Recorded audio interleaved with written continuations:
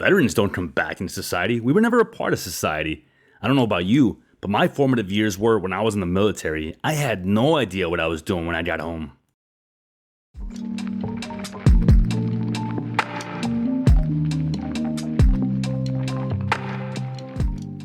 Welcome to the VetRise Podcast. I'm your host, Juan Perez. My goal is to make success after service accessible to every veteran in society. I believe in the power of leveraging your service, not as a label that defines you, but as a launching pad for your next chapter. What we have been doing hasn't been working, and it's on us to start changing the culture. Enjoy the episode, and thank you for your time.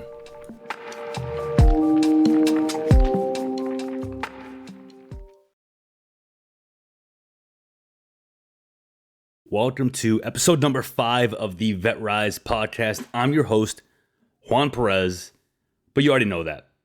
So in today's episode, we're going to tackle the pivotal moment of identity, reformation, that a lot of veterans faced post-service. It's about recognizing that while the military has, in one way, shape, or form, shaped you, it doesn't confine your future. It doesn't define you.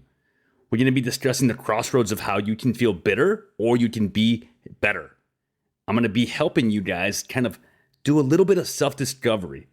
We're going to be talking about leadership beyond the rank and also the pursuit of some new chapters in life. This is a call to action for every single veteran that's listening to this to leverage your past as a launching pad for your future, not to be an anchor.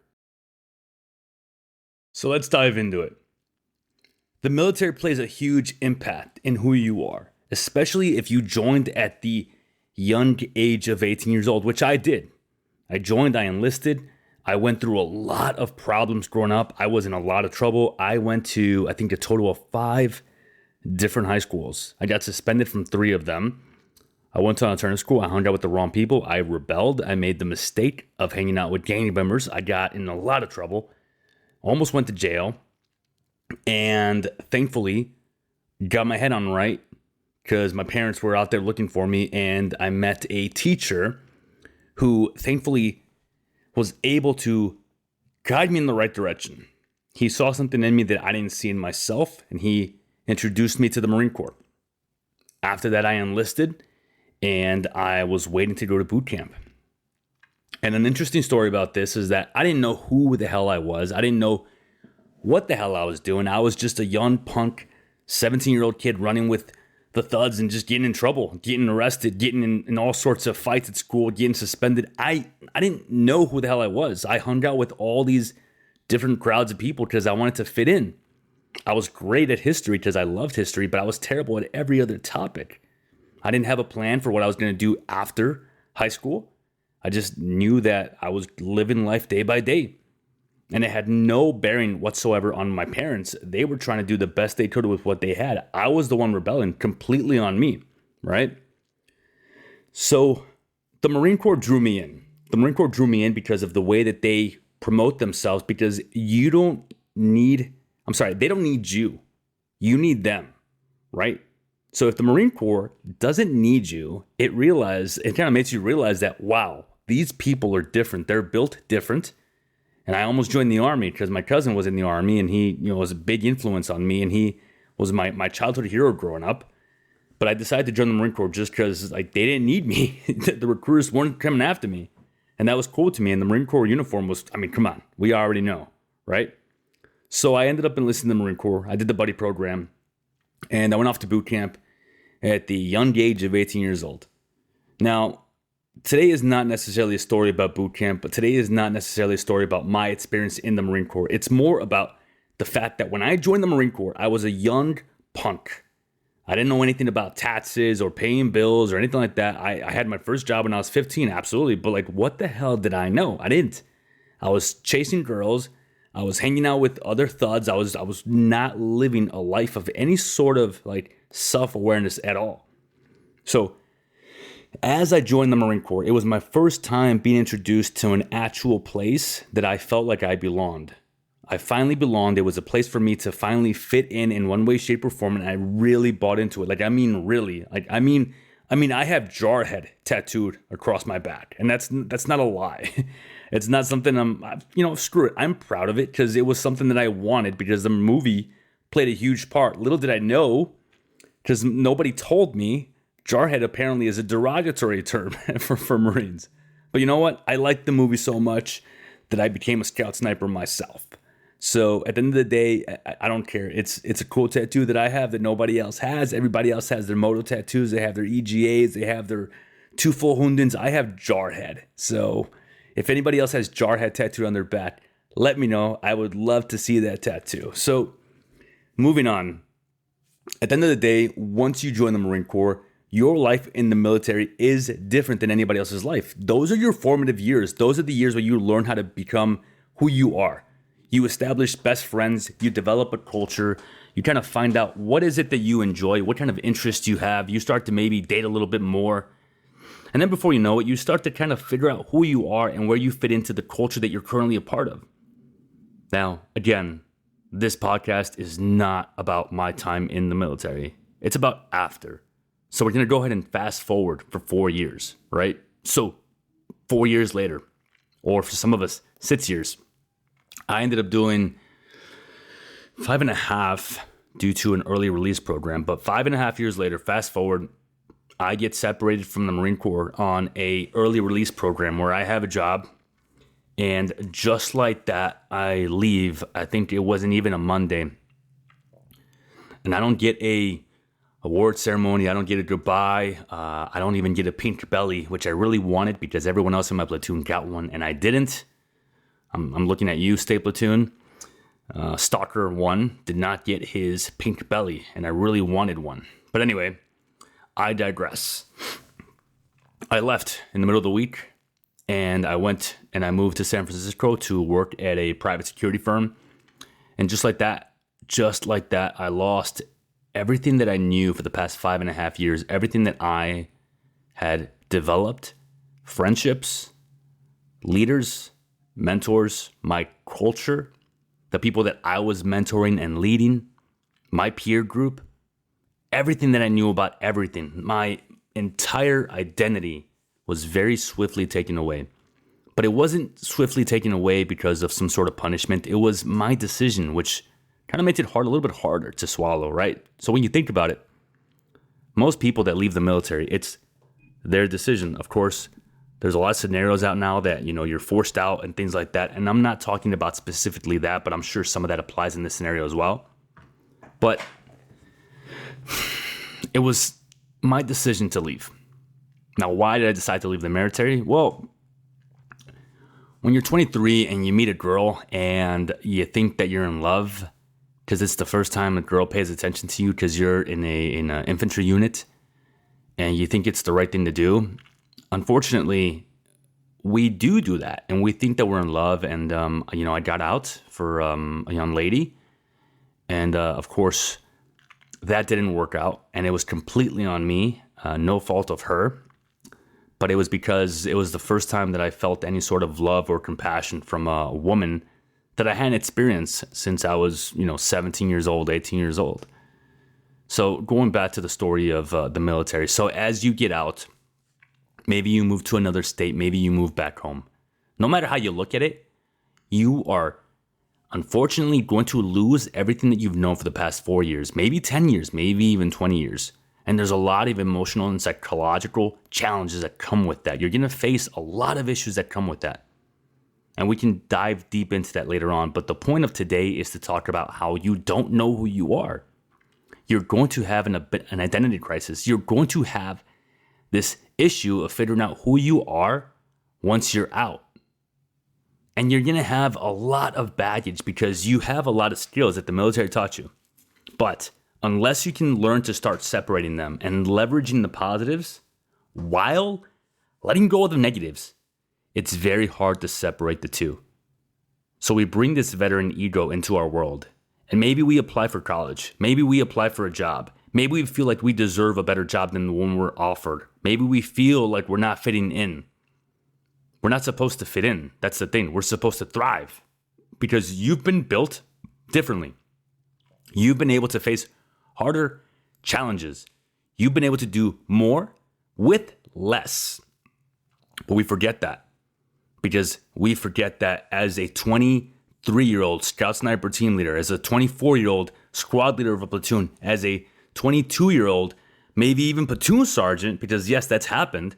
As you get out, all of that leadership capital that you had, it doesn't transfer over. It's not like college. You can't transfer over your credits. You have to start over. You're a boot all over again. And a lot of people, myself included, had trouble with that. And we're bitter and we're angry and we don't understand why is it that people can't freaking uphold discipline, or why people can't do what they're supposed to do, or why are people falling asleep in class. I've told this story before, but I'll tell it again.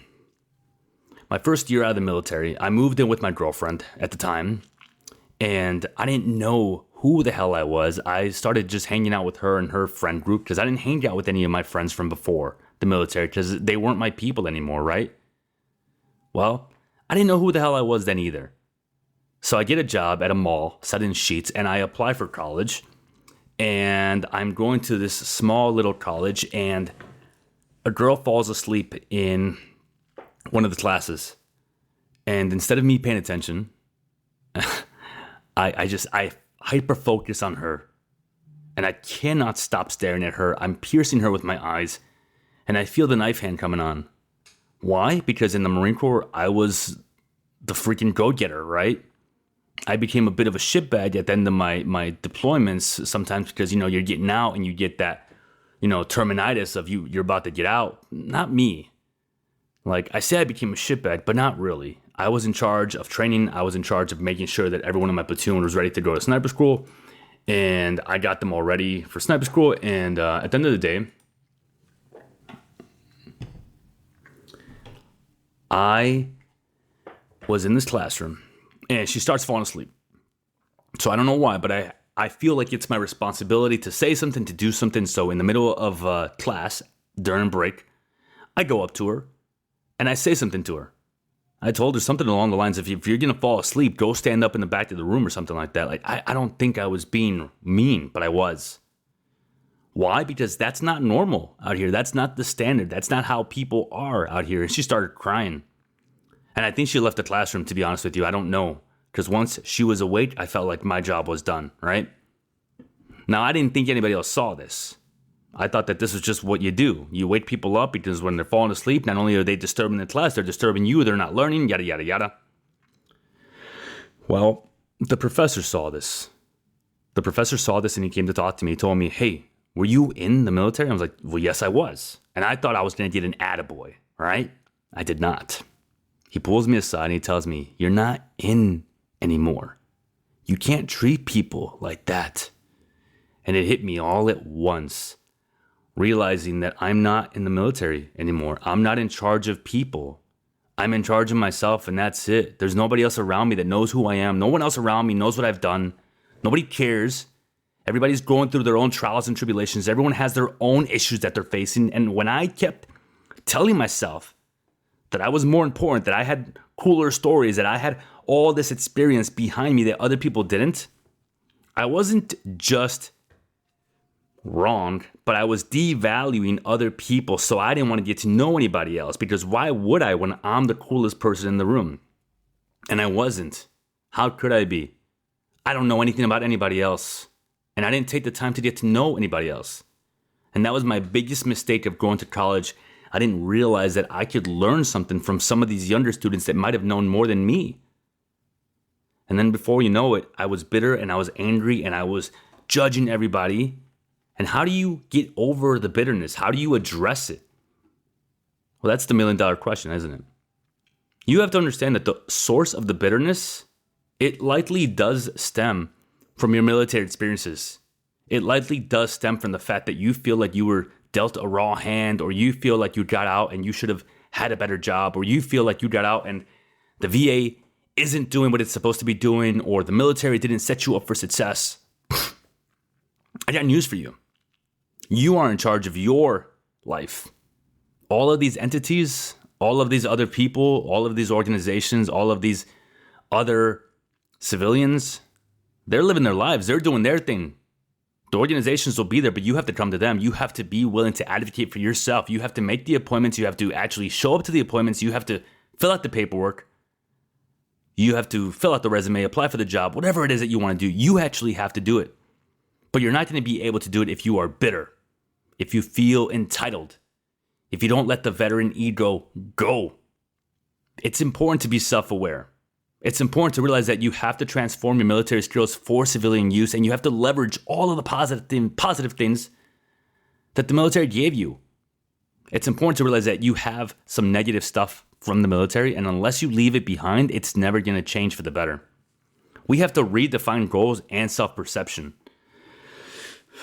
Military rank, your military structure that you have and you carried with you for the longest, it doesn't mean anything anymore. Whether you got out as a corporal or a sergeant, you're not in charge of anybody anymore. Veterans are veterans. The number one piece of advice that I can give you when you get out is find someone that's been doing it longer than you, which is what I did. Find a veteran that's been out a little bit longer than you, because they're going to be able to guide you in the right direction. They're going to be able to make fun of you, and a little bit of that humbling that we do so well as veterans, which is a whole nother issue that I'll talk about, but they'll be able to bring you down a little bit and help you kind of destroy your own veteran ego. That's what happened to me, 100%. And by the way, I speak from experience. Everything that I talk about in my videos, on my social medias, on my posts, it's what I did. I'm not here telling you what to do because I feel like I know better. I'm here telling you what to try because I've tried it. I went to a VFW meeting. I went to a Marine Corps League meeting, the Chicago Police Marine Corps League. And there was two veterans there that had been out longer than me, Joe and Danny. And Joe and Danny saw me wearing they saw me wearing a hat. And on the back of the hat, I had a patch. And guess what my patch said? It said douchebag. It didn't, but it might have well has said douchebag. On the back of the patch, it said sniper. Because I was proud of myself. I was proud of my accomplishments. And honestly, it's not something that I would have worn when I was in. But I think I saw the patch. I bought it. I liked it. I wanted to wear it. I was proud of myself. And I had this ego about me that I was a fucking scout sniper that was capable of doing anything. Right? Because that serves you when you're in. You have to be that cocky. You have to be that confident. You have to be that capable. And you have to have that belief in yourself when you're in. But it doesn't serve you when you're out. Right? So they were able to humble me a little bit. They laughed at it. They made fun of it. They brought me down. And guess what? I never wore that hat later. It's in my garage somewhere. I'm sure it is. But thanks to these guys, they were able to humble me and they helped me bring my ego down a little bit. One of them got me a job at a nonprofit that completely helped me as my launching pad to get to that next level. Big shout out to Laura and Health and Disability Advocates, because they helped me act as a launch pad. They helped to be my launch pad to get to that next level, because I got to work with other veterans. I got to work with people that were very much like me, right? So the transition was pretty smooth for the most part. Of course, I had a lot of issues later on, but it was one of the best things that could have happened to me, because I actually had the chance to be put in a leadership position, and they trusted me because I had good qualities.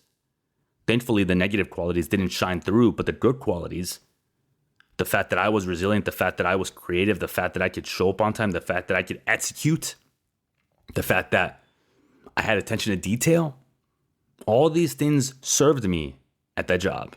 And it was a launch pad for my career. And I mean, don't get me wrong, there were moments when my attention to detail was a little too specific.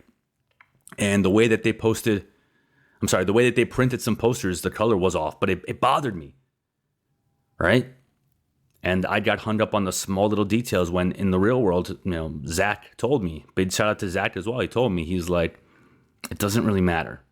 And I couldn't get over it because the color didn't match the other color of the other posters, and I thought we were going to look like crap. And you know what? It didn't matter. I was more hung up on something that was small, because in the military, it would have been unacceptable. But you know what? There's other issues and other things to deal with out here. So moving back to the fact that I met these two other veterans and I got the job at the nonprofit, and then the other veteran, Danny was able to help me get enrolled at a better school, and I went to DePaul University. And then I ran for president of the Veterans Union, and I won. And that set me up for another leadership position, which I was craving so much because I was a leader in the military. I was a scout sniper team leader, and I enjoyed it. When I was in Afghanistan, before I was a scout sniper, I was a saw gunner, and I had the best freaking squad, the best platoon, best company, and I loved it. I really did. But you have to understand, like, once you're out, you have to have an action plan for civilian success, because the things that you bring with you, well, they're either going to help you or hinder you. And unless you do a self-evaluation, and unless you really have an action plan for civilian success, and you do a self-evaluation and you realize that, all right, this skill is hurting me. The fact that I'm very judgmental is hurting me. The fact that I'm creative, well, that can help me. The fact that I hold everyone to a high standard, that might actually negatively affect me, because I'm going to impose my will on people, and you can't do that. And you have to understand that being vulnerable is a step towards growth and adaptation. So when you take the time to be vulnerable and actually realize like where you are lacking, like that can lead to very big and positive changes for yourself. And then not only that, but other veterans see that. And when other veterans see you being vulnerable and see you realizing that maybe you need to make some changes, and they see the fact that maybe you are not where you want to be, it gives them permission to start making some changes as well. It gives them permission to start actually being vulnerable and realizing that they need to do a self-assessment as well. They need to realize where they are lacking. You can't just dark humor your way through life. You can't. You can't just dark humor your way through all the issues you're facing. You need to get help, whether that's going to the VA or actually applying for school or applying for a job. Like that is the path of progression. It's not just getting out, being salty, being angry, going to the bottle for everything, and then being angry because nobody wants to help you because you've done this to yourself. Like, you got to understand, it is up to you. And you have to have an action plan. Now, there's a big role of mentorship in this community. One of the things that we do very well, but we don't have any way of actually tracking this, is mentoring. We need to mentor each other. We need to rely on each other. But the only way to do that is to let go of all of this dark humor that we use to talk down to each other. I get it.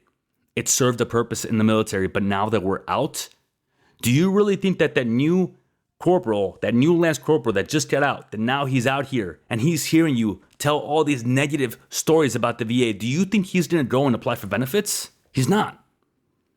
Do you think that that new boot that just got out and now he's your junior Marine, your junior airman, sailor, whatever, do you think he's going to want to actually tell you about the problems he's having when all you do is shit talk people who have those problems and use dark humor to make them smaller? No. The dark humor is an issue, and I'm not going to spend too much time on it. I'll talk about it on its own episode, I promise you. But I'm telling you right now, the dark humor, it's holding you back. And you might disagree with this. I know most people will. But if you hear me out, I promise you, there's something here. When you use dark humor to self-deprecate, you are taking away the importance of the issue that needs to be addressed. And when other veterans see this, especially if they're junior to you, well, you are signaling to them that they can't get help, that they can't be serious about their issues, that their issues aren't serious. So therefore, they don't get help. Therefore, why would they visit the VA? Therefore, why not just drown it in alcohol? Why not make jokes about suicide? Why not make jokes about drinking away your pain? Why not make jokes about your dead buddies? Like, get a grip on life and realize that you cannot joke about these things. You can't. We have friends, and we all have friends that didn't make it home. We all have friends that made it home, and then they decided that they didn't want to be here anymore. At the end of the day, we have to live a better life for them. We have to make sure that we can be the example for other veterans that are getting out, because they don't know anything. Remember, when you got out, you lost your culture, your best friends, your mentors, the people you were a leader to. You lost everything, and then you came here, and then you struggled. Why would you want anyone else to go through that? Why not be a mentor for them? Help them. It'll help their transition. It'll provide valuable guidance. It'll help you as well. I encourage every veteran to seek out mentors and become mentors yourselves. And by the way, I want you guys all to really think about this, because if you really think about it, you had a mentor at some point. There was a veteran on Facebook, or a veteran you met at work, or a veteran you met at school. Somebody grabbed you by the shoulder and guided you and pointed you in the right direction. Don't act like nobody did. It's important to realize that. So now that we've taken the time to talk about doing a self-assessment and realizing where we are lacking and what we can do to get better, let's get better. Let's work on ourselves. Let's make sure that we don't stray so far away from PT that we gain 20 to 30 pounds. Let's make sure that we're not blacking out every night. Let's make sure that we're not drinking all the time. Let's make sure that we're eating healthy, because now you can eat whatever you want. You choose.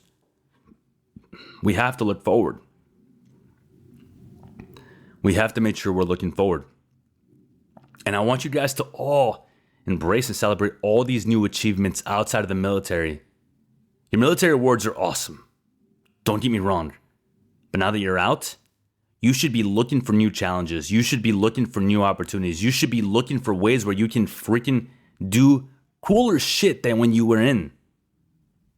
That's the message here. At the end of the day, it's about realizing that you're out now, and that who you were isn't who you are anymore.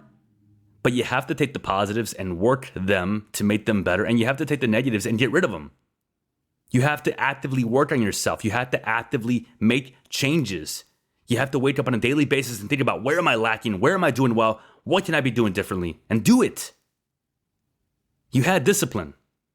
Now you should have devotion. Now you need to be devoted to making changes in your life. Why? Because your life depends on it. Your future depends on it. Especially if you have a family. Especially if you have kids. They're watching you. So if you've been out and you're hearing this message and you're angry about where you're at, I have news for you. It's your fault. It's your responsibility. You are exactly where you are at based on the decisions you've made. And I know that this is going to bother some people, but that's the thing. Because it's your fault, it's also up to you to make the changes. So if you are unhappy with where you are at, it is based on the fact that you've been making decisions that don't align with who you really are. And if you want different, you have to be different. And how do we do that? By making different decisions. By making different decisions. By showing that we can start living a better life by actually doing it on a day-to-day basis, by waking up with intention, by going to the gym, by putting on those shoes and going for a run. By doing the things that matter to you.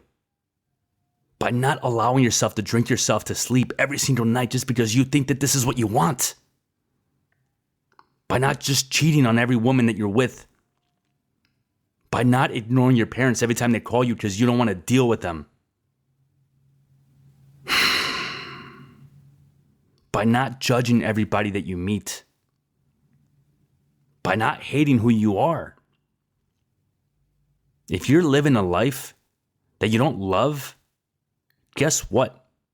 It's your responsibility to change it. Because the same way that you are right here, right now, listening to this podcast, because of the decisions that you've made, that also means that the future is yours to create. You can decide to wake up tomorrow and do things differently. You can decide to quit that job, to start that business, to end that relationship, to start that friendship. You can decide to do whatever you want to do. You can decide that you are fed up with the way you've been living your life, and you can start waking up and working out, doing 10 push-ups a day, going for a 30-minute walk, joining the gym, hiring a mentor, joining a group, hiring a coach, deciding to start eating healthy, to go to bed on time, to wake up on time. You can decide. Nobody else is going to do it for you. Start figuring out who you are. Stop feeling like you don't know who you are, because the identity crisis, that's in the past. At this point, you need to start tearing away at the layers of who you were and start choosing who you are. And that's the only way to do it. Because I promise you, you're worth it. I promise you, it's not that bad once you start doing the work. Because if you choose intentional hardships by jumping in the cold shower, by going for that early morning run when you don't want to, by deciding to quit smoking, by putting down the bottle. When life throws hard at you, you will be ready. Because there might not be a war going on at home, but you are a warrior deep down inside, and you still carry that with you. You just also have to find peace. And the only way to find peace is by letting go of all of that anger, all of that ego, all of that resentment, and really reminding yourself that you are going to create some amazing stories in your life. You have so many cool things left to do, and I can't wait to see them. I know that I have so many more amazing things left to do, and I promise you, they're going to be fucking epic. We're going to wrap up today. Remember, you are in charge of your life. Nobody else is. The ego that you bring with you, it doesn't serve you anymore. The anger, that pit bull mentality, the alpha male, the lone wolf, all of that doesn't serve you anymore. It's time to let it go. It really is.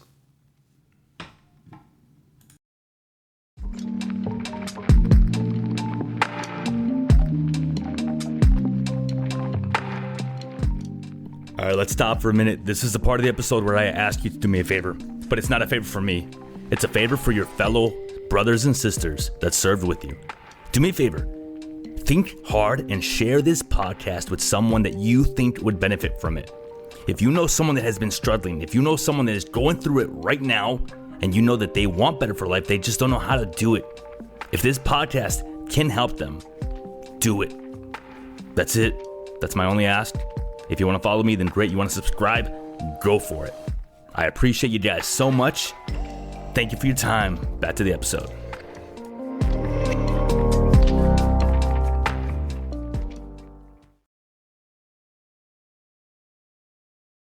I want to invite all of you to really dig deep down inside and do a self-assessment. Think about where you are doing well in life and where you can be doing better. And if you need to, write it out. There's nothing wrong with journaling. Really do a self-assessment to become self-aware. Pay attention to where you're not doing well. Pay attention to what you brought from the military, that it's no longer serving you. Pay attention to where you are leveraging the positives. And double down on the positives. Double down on the positives. Double down on the positives. Let go of the negatives. They don't help you. They don't serve you. I promise you, if you do that, you'll get that job that you've always wanted. You will start that relationship that you've always wanted to start. You will be able to be exactly where you want to be, and more than likely in better positions. Because when you leverage the positives, the skills that the military gave you, all of that ego and the negatives and the judgments and the criticisms and all of the kind of self-hate that we bring with us, that we think helps us and serves us, before you know it, you won't have any space for that left inside you. Because you'll be full of love. And we are looking for love. We are looking for peace. We are looking for joy. Because for the longest, we have been embracing the suck and getting used to getting by and suffering. I got news for you. You don't have to suffer anymore. You can have momentary intentional hardships, jumping in ice cold water, doing a hard workout. But you don't have to intentionally suffer anymore when you don't want to. Don't feel like being in pain and breaking up with someone every other month and getting fired from your job and drinking all the time and getting a DUI and getting in fights. Don't you dare tell yourself that that is embracing the suck, because that is an embarrassment. Because you can do better. And if you need help, don't hesitate to reach out. Again, thank you for your time. I'm Juan Perez. Out.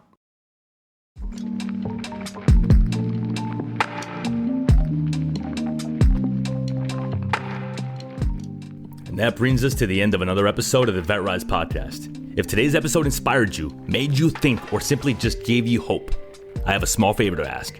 Share it with just one veteran or someone you think could benefit from my message.